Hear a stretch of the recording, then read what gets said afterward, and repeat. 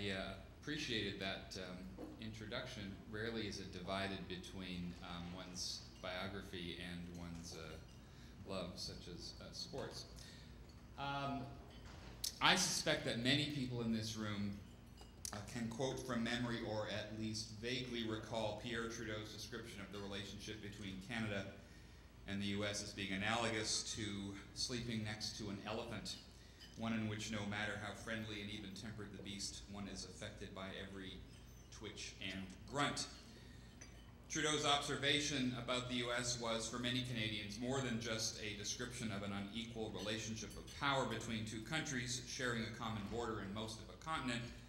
It was also a subtle statement about the connectedness between the two countries. After all, he had acknowledged that we were sleeping together.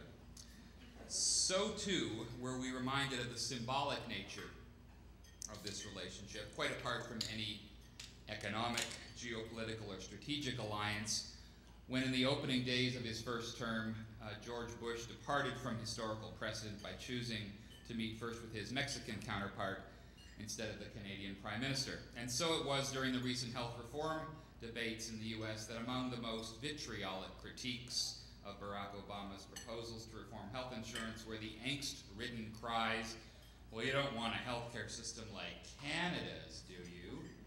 In other words, despite protestations to the contrary, we continue to engage in a game of compare and contrast with our neighbors south of the 49th parallel. Sometimes this is simply fun to do. It was great fun during the Olympics. I got to watch this little hockey game all by myself. Nobody cared. And then they started to make fun of curling, but we got the last word.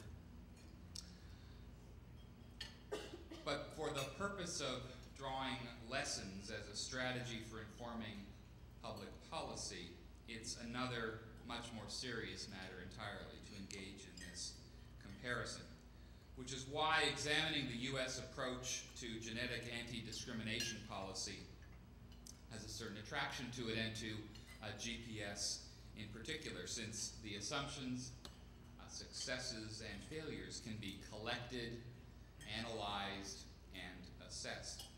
Therefore, I really have two goals this afternoon. My general plan is to reflect on some of the key historical, policy, and ethics benchmarks that have informed US public policy in the area. My not so subtle second goal is to suggest that in order to fully appreciate how these policies and the Genetic Information Non-Discrimination Act, or GINA, in particular was accomplished, one must first place discrimination into a larger social, political, and cultural context. Fernbrander might like that. Only then can one show not only why genetic discrimination, especially in health insurance and employment, was seen as especially worthy of public attention in the US, but why it took so darned long to accomplish. Now, if I'm successful, I'll have illustrated for you why it's risky to export or import, depending on the direction, any one country's policy options into your country without also linking policy to those same ethical and historical premises. Now, whether we're going to call these lessons, as the name of my first slide suggests, or merely points to consider, I'm going to let you decide. I'm occasionally going to draw these out somewhat Socratically and say, here's a lesson, pay attention, but I'll let you decide whether it's actually something worth paying attention to. Why should you listen to me anyway? Well, you heard a little bit of the biography. Canadian by birth, spending a good chunk of my academic and professional life in the US. That doesn't give me any particular entitlement, although with some attempt at modesty, I have to say that I'll bet if I weren't, in the US, I would not have been invited to give this keynote. There's nothing particularly unique about me to give this keynote that Trudeau couldn't have given, or Darrell couldn't have given, or Sue Zimmerman, or about half a dozen other people in this room. I guess the perk of being in the South and having this green card is people think you have more credibility than probably you're entitled. But I'm not the first person to have done this. In what remains one of the more penetrating analyses of the US experiment in democracy, there's much to recommend from Alexis de Tocqueville. Consider this quote, that Americans are so enamored of equality that they would rather be equal in slavery than unequal in freedom.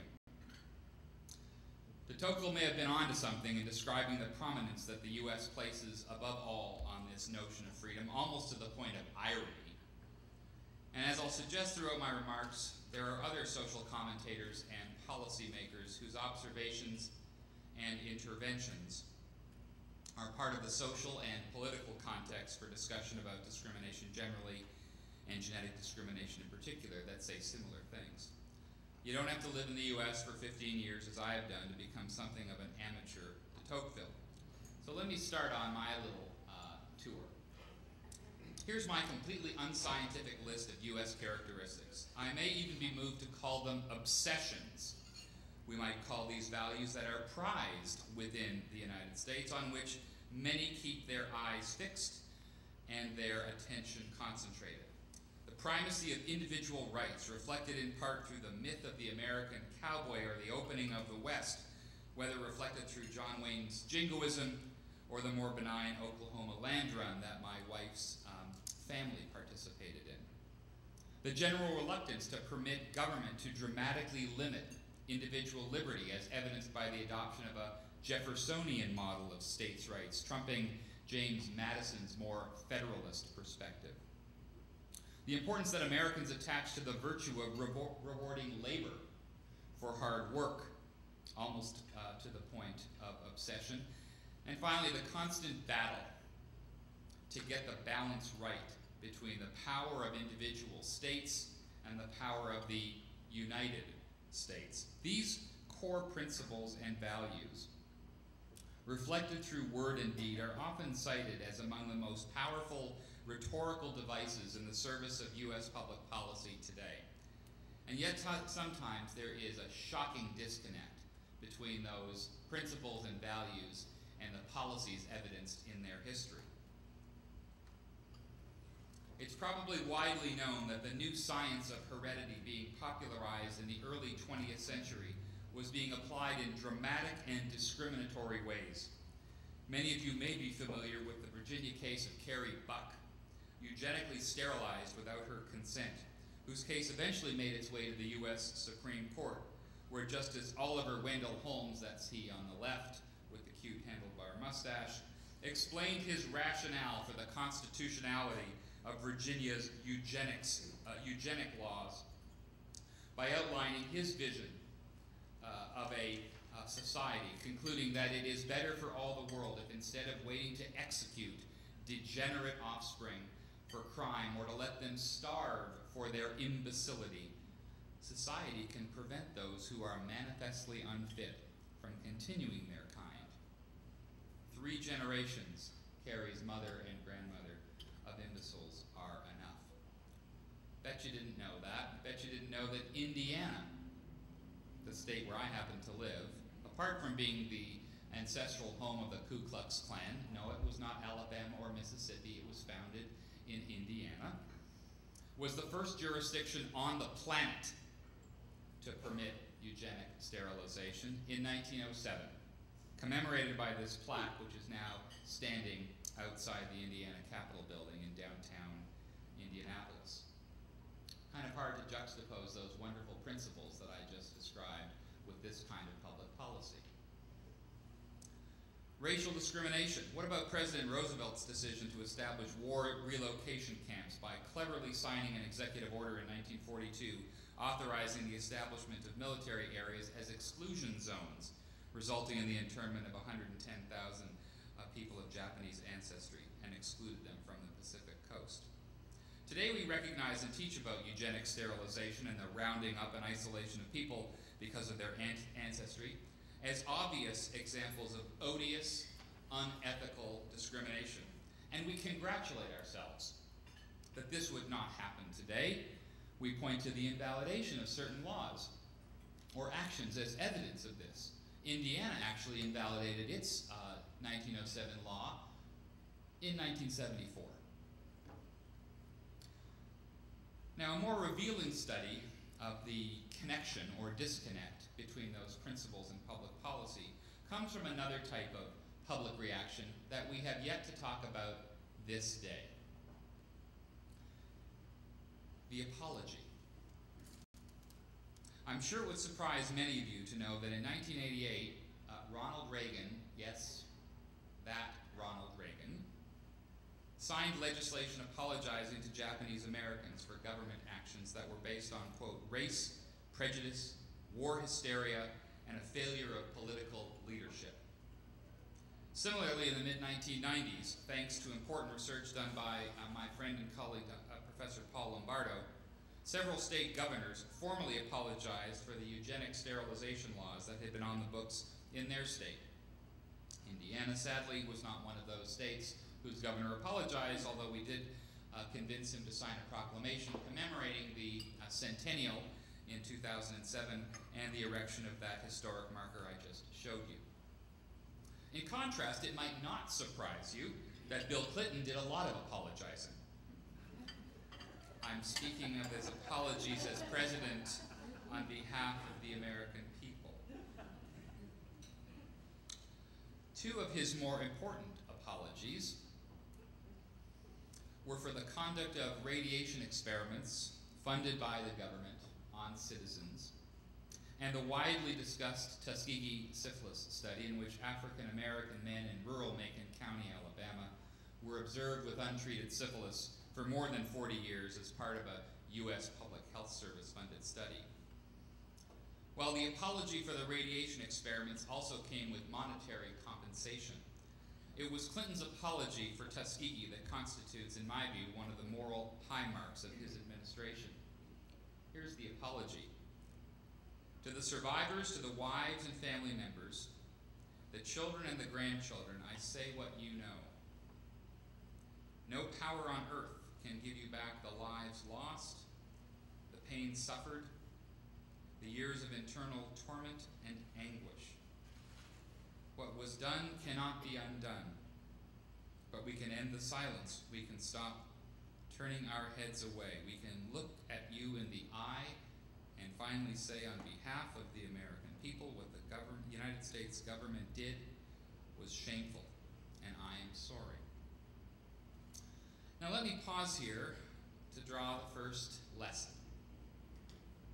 I began with these cases partly to get your attention, knowing that I was the after-lunch speaker and that you would be metabolizing some of your food, causing you probably not to pay too much attention. I thought I would start with something dramatic, and I can think of very few cases as dramatic as eugenic sterilization of women without their consent or the internment of individuals in camps. These cases have much to teach us about genetic discrimination today. We probably don't need reminding that while science may be morally neutral, it gains ethical valence in how it is used and applied.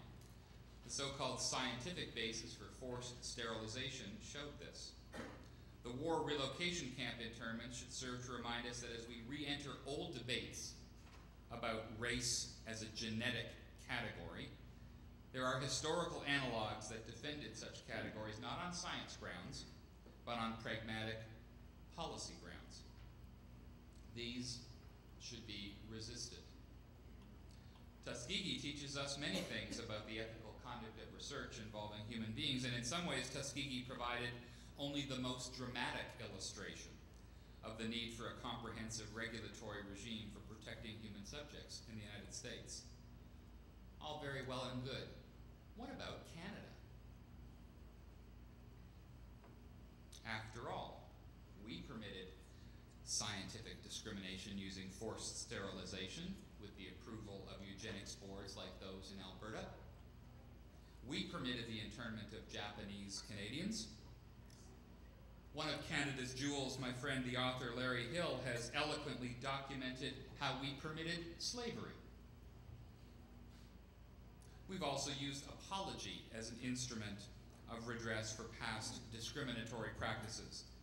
When preparing this talk, I was going to use my only example, the Prime Minister's apology to First Nations people for the residential school system.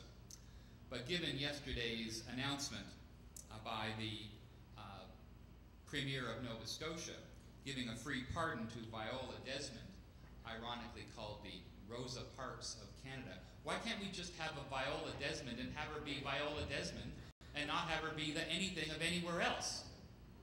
But that's what we tend to do here. TSN has 2 of the same letters as ESPN for that same reason.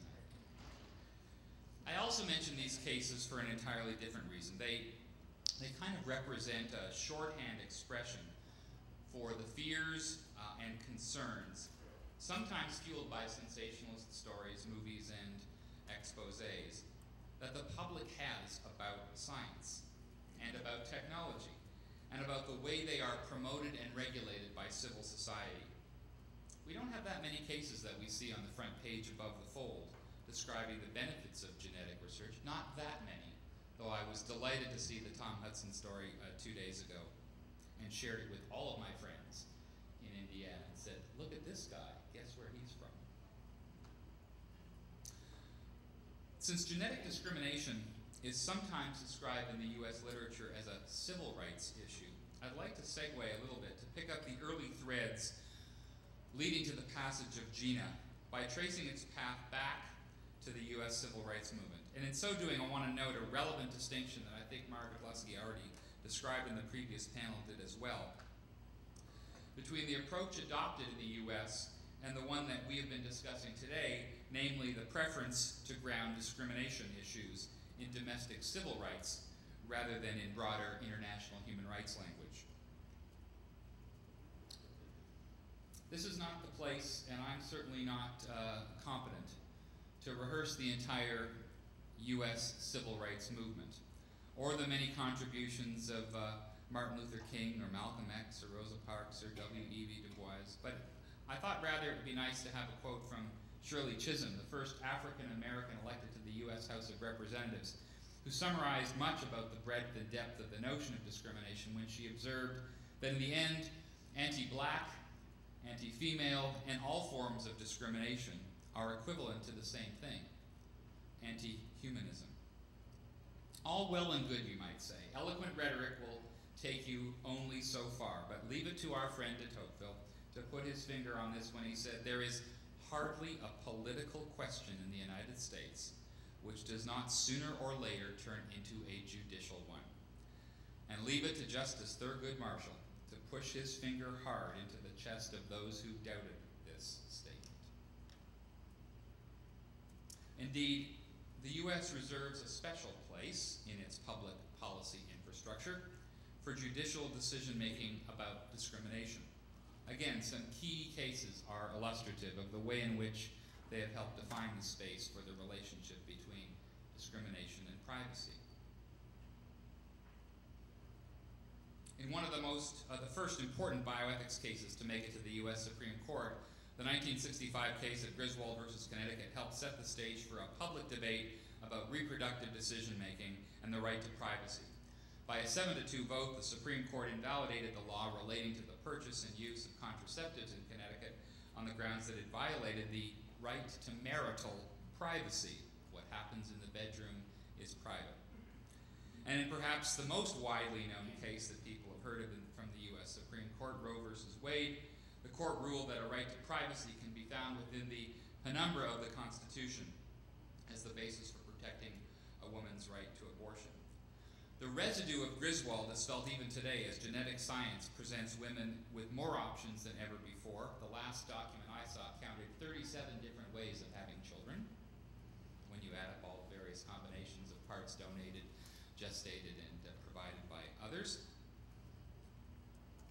But women cannot take full advantage of all of these options in every state. Similarly, the Roe decision has, by all accounts, extended far beyond its original impact on reproductive rights, now influencing presidential elections, legislation, and even appointments to the Supreme Court itself. Perhaps this is why a Supreme Court Justice, William Douglas, summed up the court's view about the interconnectedness between the negative right to be let alone and the fulfillment of freedom by saying the right to be let alone is indeed the beginning of all freedom. And it's here that perhaps I should pause and draw your attention to lesson number 2. With some humility, I don't think this group needs to be reminded by me, especially with Trudeau and Daryl and Rebecca's draft having been thoroughly reviewed today. I completely agree with you guys. It's unbelievable to get peer review and a public hearing, public comment, engagement, and congrats to Pat for pulling this off. I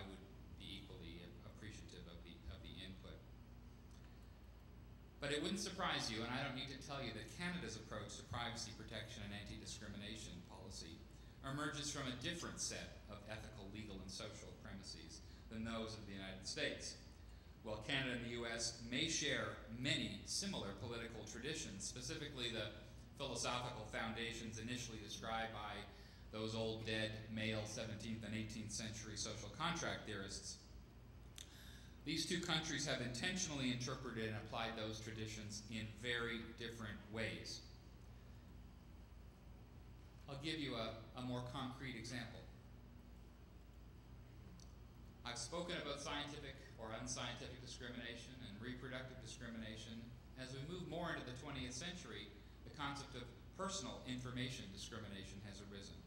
And in the US, the initial policy emphasis on informational privacy rights is partly attributable to the rise of computerization. There's a picture of a really old computer that couldn't do anything. By the way, I have a slight anecdote, and it still says that I have all of my time remaining. The clock, thank goodness, isn't counting down for me, which is very nice. But the analogy is my father-in-law is actually a rocket scientist. You don't have to be, well, he actually worked for NASA during all of the Apollo missions. He was one of the guys, if you saw the movie Apollo 13, that was called in the middle of the night after Houston had a problem. He was a 28-year-old engineer, and he used to describe, and the movie was very accurate for those of you who wondered, there's only one technical error in it, he told me, which had no impact on the movie. But he has said what you all know, and I think it was alluded to by some other speakers, that the computing power that they used to try and calculate the reentry trajectory for those rockets could not fit in a cell phone today. There's more power in those cell phones that we have. They had to use slide rules and pencils. In fact, he tells the story that when one group in Houston was asked to calculate the amount of available oxygen, they did all of this literally on the back of a napkin with no other forms of correction. So this picture, which is meant to illustrate many other things, reminds us that although we've been talking about computers, its power is only now fully being appreciated. But even as early as 1965, the then Department of Health, Education, and Welfare, the predecessor to Health and Human Services, prepared a report on threats to informational privacy entitled Records, Computers, and the Rights of Citizens. Hearings in Congress were held by a House of Representatives special subcommittee on invasion of privacy. Those kinds of discussions, done in the sunshine, still took almost 10 years to conclude, resulting in Gerald Ford signing into law the Privacy Act of 1974, requiring, among other things, that government agencies would be expected to show an individual any records that were kept on him or her, that agencies would be required to follow certain fair information practices. Is this sounding familiar? That restrictions would be placed on how federal agencies could share an individual's data with other people and agencies, and that individuals could actually sue the government for violating that law.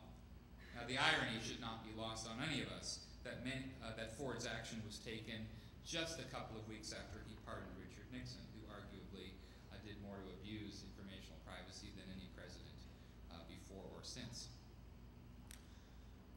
Now, this is moving us, as you can see, historically, inevitably towards the present. As much as those discussions and the point that I've been making, that one must first place discrimination into the larger political, social, and cultural context in order to have a robust discussion about the appropriate way of governing, let's remember how confusing this has become once we undertook the Genome Project. In fact, this context got quite a shakeup, in the early 90s when the Genome Project was first announced, with the audacious claim by Jim Watson that we would map and sequence the genome in 10 years for $3 billion. Don't have any of the technology to do that, don't know what mapping is really, don't really know how to sequence, but we're going to do it. There's a very nice, for the science and technology people in the room, and I know some of them, there's a fascinating case study that will be made about leadership in science policy that I would encourage all of us to work on together. John Kennedy said the same thing when he said we're going to go to the moon, bring people back again before the end of the decade. He said decade because it was kind of a cool Massachusetts accent. Didn't know how we were going to get people to the moon or back. He died before it happened. Didn't have a lunar landing module, didn't have anything. Science policy leadership was what got Watson to convince the NIH to give him $3 billion, and plus a little bit of an internal fight with the Department of Energy, who at that point was actually laying claim to being the ones who would map and sequence the genome, because they had the biggest honking computers in the world and weren't doing anything during the Cold War. They used to be used to calculate the nuclear throw weight of atomic weapons, but they had all these big supercomputers that they couldn't use. So energy wanted to run the genome project. It was only later that NIH got into the fray. I'm not the only one who thinks this. Pat Kasim's got a great paper that she's been circulating that describes some of this history, where Watson, among other things, did something else kind of cool when he made the ELSI pitch to Congress and said, we know about the science, but here's the deal.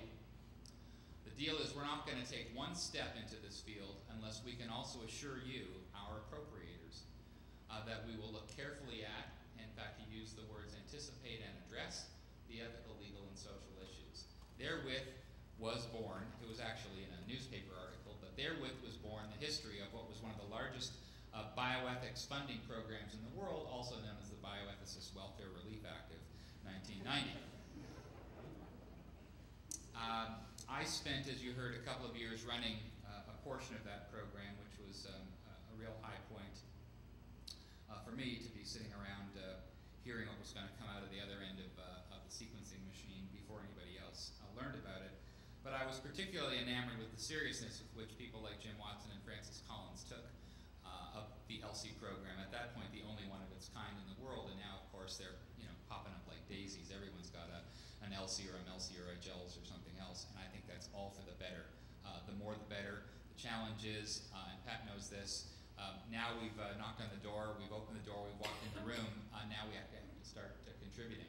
It's not enough to just walk in and say there's a bunch of ethical issues here and then leave, right? So the challenge is now rather profound. But we spent a lot of time identifying high priority funding areas, and in those days the top three that you see here, privacy, genetic discrimination, and stigmatization, occupied a fair amount of our portfolio. By the time I left, before going to the White House, we had spent about $75 million on ELSI research to principally U.S. but also foreign researchers. I also have in my mind this idea that we engaged in a mini genome project ourselves. There was a phase of mapping the bioethics issues where we identified lots of issues. We were really good at naming issues, and in fact our field is expert at naming things. We're typologists either genetically or just by accident, but we love being able to name problems and give them a title. We actually moved further than that, though. We started to do a fair amount of sequencing. We sequenced these bioethics issues. We learned what the nature of privacy was and what the constitutive parts of the problem of discrimination were, and we spent a good chunk of money doing this. I'm particularly proud of the way that the GELS program has emerged and taken that to the next level. I want to remind you, though, that there were some products. You might call this the bioethics equivalent of proteomics, where we didn't just map and sequence. We actually went through a functional stage and a proteomic phase to the point where there was some product that was actually going to be useful, that could help build systems. George Annis, the well-known health law professor from Boston, got one of the early Department of Energy ELSI grants. And the result of that was a model genetic privacy act that he shopped around and is widely available on the web now.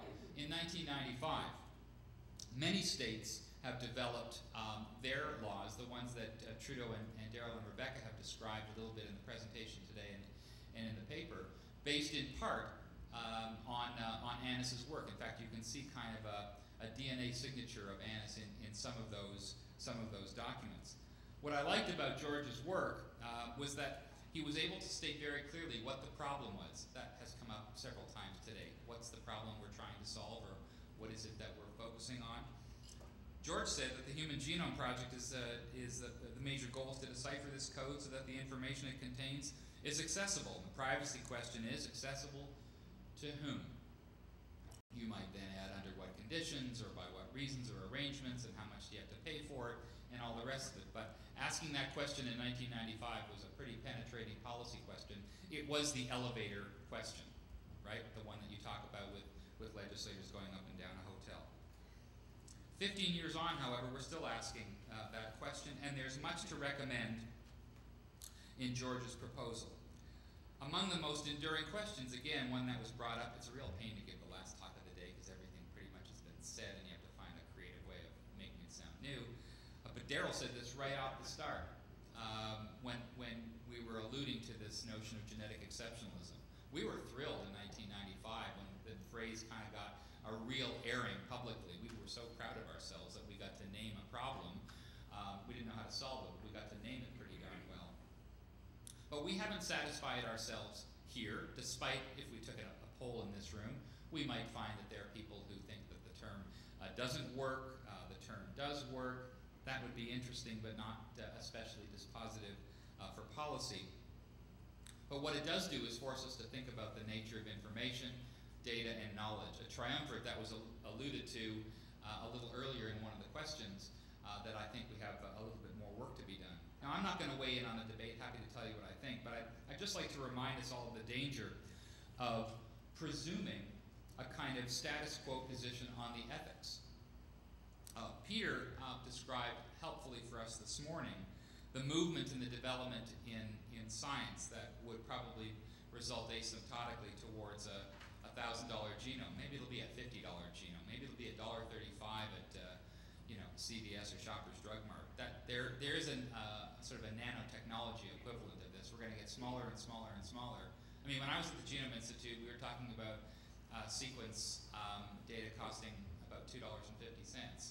And that was, I mean, Peter's going to laugh, but he remembers those days. And, 250 became 2, became 1, became, virtually nothing.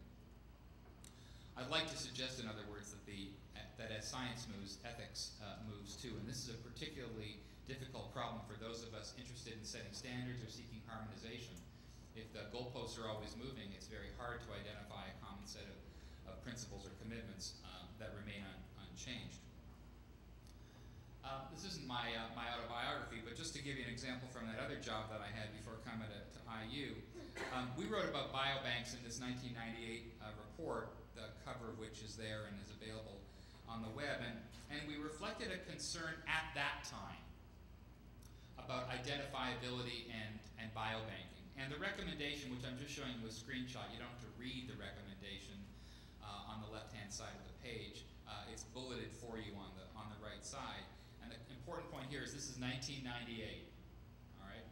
A year after Dolly, there's a number of sort of contextual features that you have to factor into the public's understanding of or concerns about science and technology.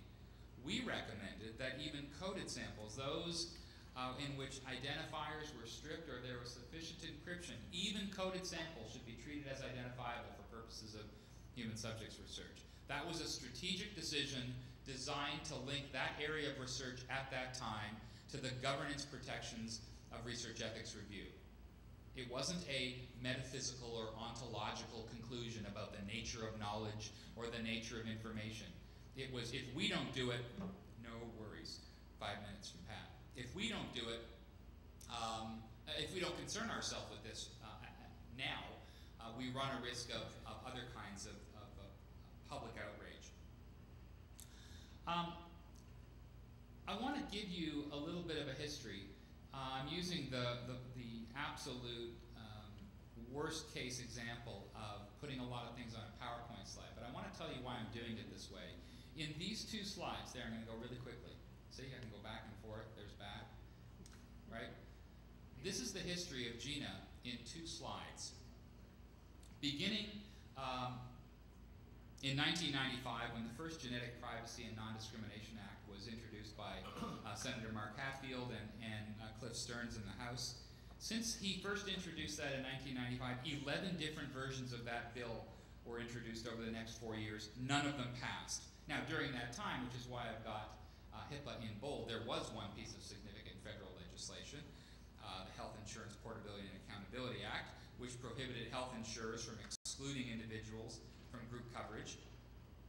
And also, Clinton, in an East Room announcement, I got to kind of sit about 5 rows back when he was making that point, signed an executive order prohibiting federal agencies from obtaining genetic information about their employees. he had to write an executive order because, as I said before, a bunch of bills never passed, and he said, I want to do something.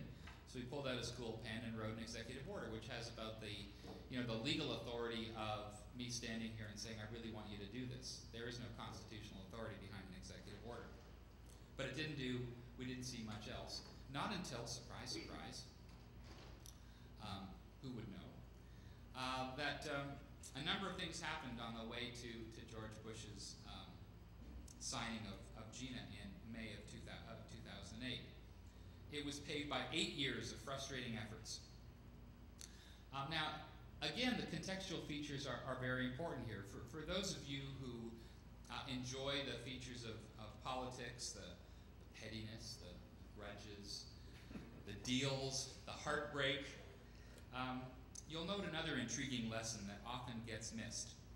The persistence of a few committed leaders, public leaders willing to stand up and take a stand. Not for political expediency, because it's the right thing to do. Cliff Stearns, Joe Kennedy, Olympia Snow, and Louise Slaughter made the case over and over and over again about the value and importance of these protections. Yes, it took a democratically controlled Congress to do this. But it also took the scientific community, federal agencies, regulators, privacy advocates, private companies, patient advocates, and the media working together. Not all of whom are in the room today, but I think many would agree methods of engaging all would be useful. In other words, everyone kept their eyes on the prize. But what exactly is the prize? At the risk of simplifying a very complicated discussion today, I'd like to just suggest and leave you with this initial list. There are several prizes. There isn't just one. Improved human health and well-being. A well-supported and productive science community. An environment that encourages technology, innovation, and translation. An assurance of appropriate protection against unfair discrimination. A genetically literate society. And finally, perhaps, trustworthy and transparent governance structures. Now, in a way, I've given some thought about how you're supposed to close a talk like this. I could say, thanks very much. It's really been nice. So that's not how I'm going to close it. I thought it might be better to close it this way.